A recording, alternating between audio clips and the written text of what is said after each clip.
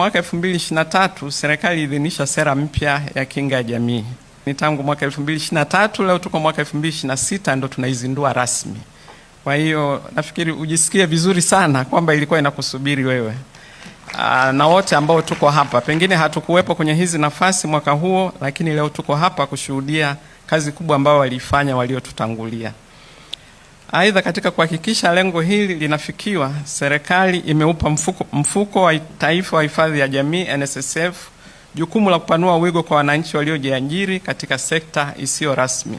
Hivyo leo pia utazindua hifadhi scheme ambayo nayo wenzetu walikuwa wameiandaa kitambo kidogo, tangu mwaka jana walikuwa tayari kuizindua mwezi Mei, lakini ilikuwa inakusubiri wewe mheshimiwa.